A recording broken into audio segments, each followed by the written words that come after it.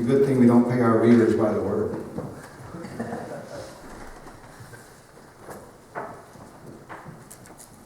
There's a reason for the old saying, no good deed goes unpunished.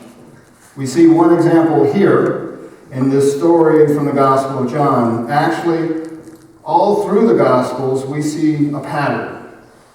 Jesus heals, and many times there is followed some kind of controversy. John 5, a man was healed on the Sabbath, and here again we see vision restored on the Sabbath. And right after these miracles, instead of praising God for the healings, there are questions, allegations coming from the temple leaders or from onlookers. Jesus' authority is doubted, and his actions are questioned. Today, we even see an innocent person who had been healed being questioned as if he had done something wrong. Even his parents are hauled in to prove themselves and their son. And this morning, we see a man who for all of his life had lived in darkness. He did not ask for anything, and yet is miraculously given the gift of sight. There are secondary sub-stories developing in this. And in the telling of this story, this man's healing, we see parables beginning to be formed. Physical healing becomes a symbol of spiritual healing. Physical blindness is replaced with spiritual blindness. And at the end of the story, there is a splendid reversal. The man who was once in darkness now has light both in his eyes and in his heart. The underlining story is that while these people of authority become enraged against him simply just for being healed by Jesus, the blind man's accusers have good vision and strong eyesight, but nevertheless, they are the ones who live in spiritual darkness. The chapter can be organized into 3 units.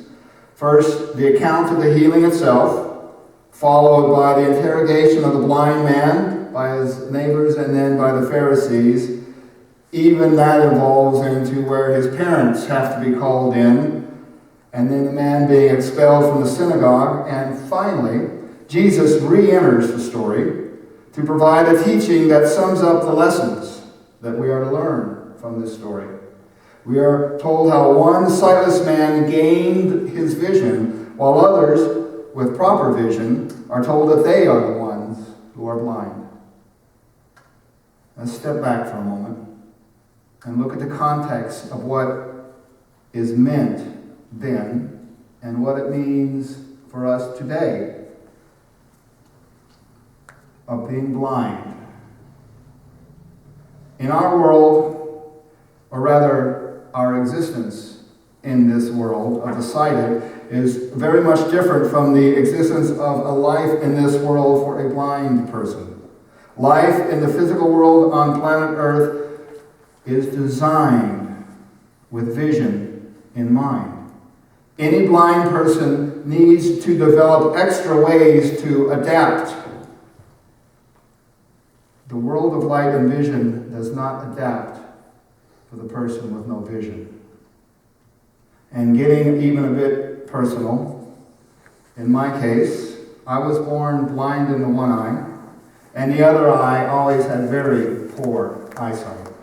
For 57 years, I got along well enough by wearing very powerful eyeglasses and learning how to adapt. Having only one eye, even with corrected vision, I have never known what depth perception is. Yet I learned to get around nicely in this world by adapting. My adaptations developed well enough to where I was able to serve in the military, and I was even allowed a driver's license. I can legally drive a car. I've had moving violations before, but they've always been for speeding, going too fast, never for bumping into things. Now, like the man with no vision, my one-eyed lack of vision is a physical thing. And I would have been actually just like this blind man if it hadn't been for the modern miracles of science. Most likely, I would be sitting right alongside of him, because without my glasses, I couldn't see my hand in front of my face. There's another old adage: there, but for the grace of God, go I. Here is another similarity in our two stories, this man and I. Well, I must say, much less for me and much more for the blind man, we were both healed virtually immediately, instantaneously. Me, by the way of modern medicine, when the doctor finished with me, I opened my eyes and I could immediately see much better than when I walked in to the room. I could see the ceiling tiles and little holes in the ceiling tiles without glasses. For the first time in my life, even if only in my one eye, my vision was improved by what seemed to me to be 1,000%. My physical life in this world was immediately, vastly, gratefully changed. It's much easier for me now to get around than it was before. But for the blind man, who was blind all his life, he immediately went from no vision to full vision. By the grace of Jesus, his physical existence in this life was dramatically improved. But his troubles were not over. The ruling class did not want to even admit to his healing having come from Jesus. Yet the man knew who to thank, and he never wavered under the pressure. He was cast out of the temple just for thanking Jesus. They rejected him because he gave the glory to Jesus, the one whom they rejected. Back to our Bible lesson for today. Our challenge is to focus on what we can actually describe. Keep focused on the differences between the before and then the after. Notice that the man born blind cannot describe his conversion moment to anyone's satisfaction, not to his friends, to his neighbors, or to the temple elite. But he can tell them about the difference that it makes for him. All I know, he tells the authorities, is that I was blind, and now I see. Now he is talking about things which the others can see and believe for themselves. They knew him before. They can see him now. Clearly, he is no longer blind. So let our descriptions of the before and the after be the thing of our focus in this story. Once I saw the world like this, now I see the world like this.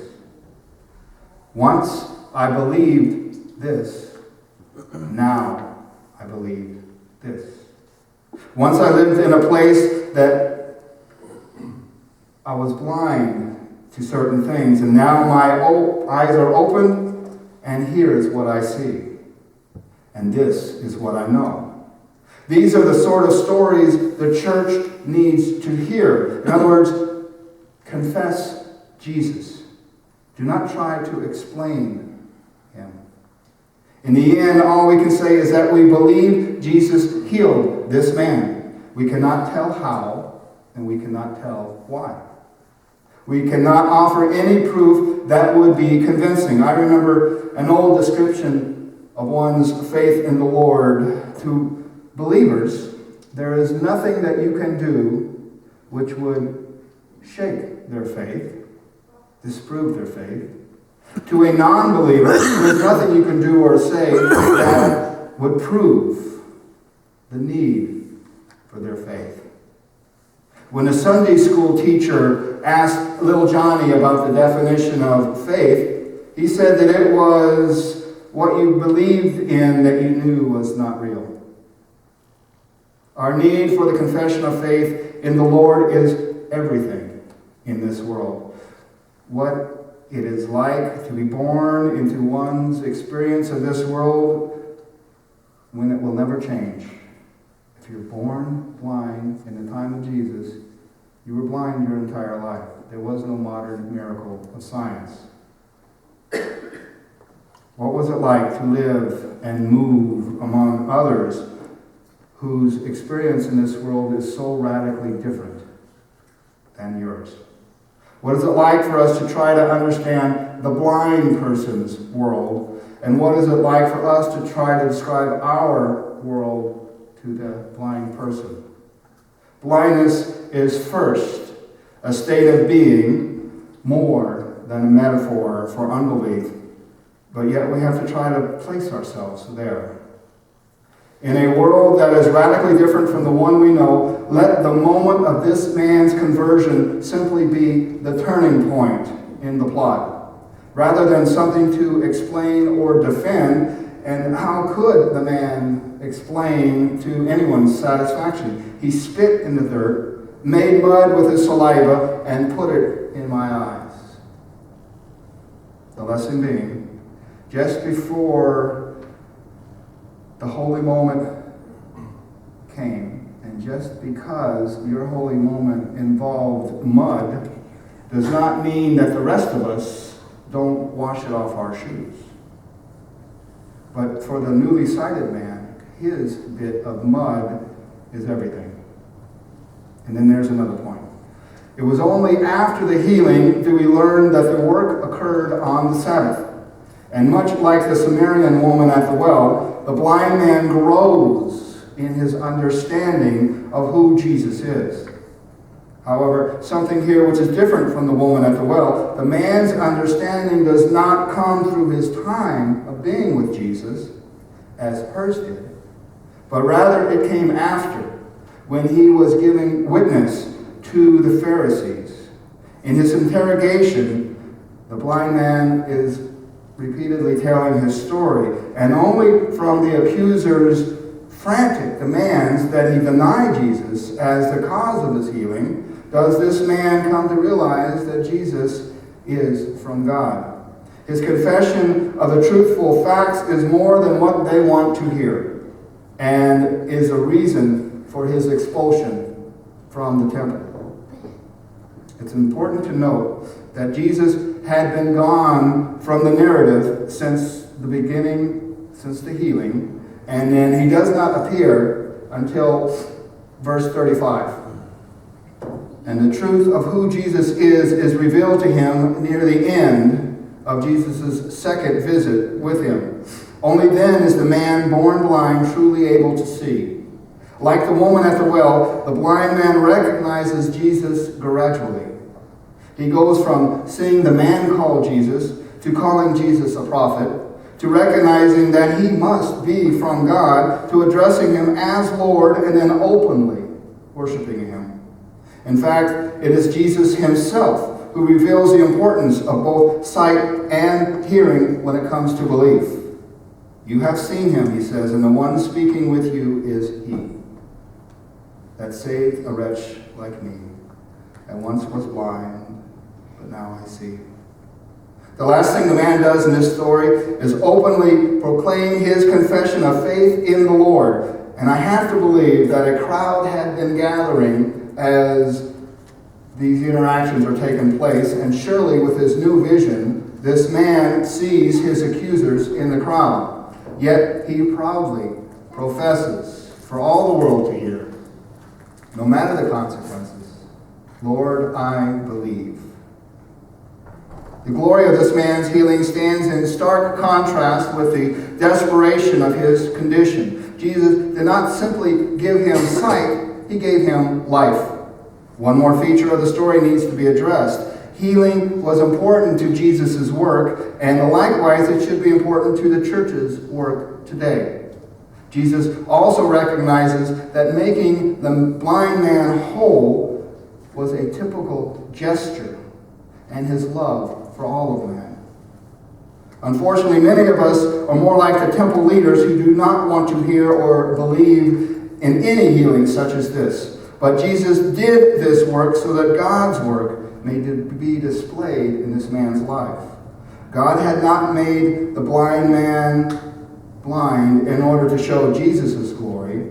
Rather, God sent Jesus to do works of healing in order to show the glory of God. Jesus' work may be described, but they cannot be interpreted or explained. Jesus said, "But this happened so that the work of God might be displayed in his life. As long as it is day, we must do the work of him who sent me. Night is coming when no work. While I am in the world, I am the light of the world." So then, the blind man becomes a model for every believer who embraces Jesus' lordship and suffers persecution as a result. When Jesus unveils the true meaning of his personhood to the man's attitude is transformed. This part of the story reminds me of the Apostle Thomas's change in attitude when he finally comes to see Jesus as Lord. And this had better be our attitude adjustment as well.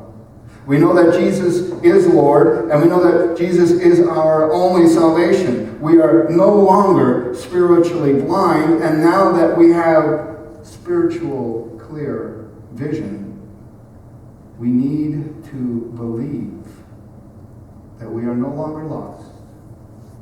The Lord Christ Jesus has found us, each of us, every one.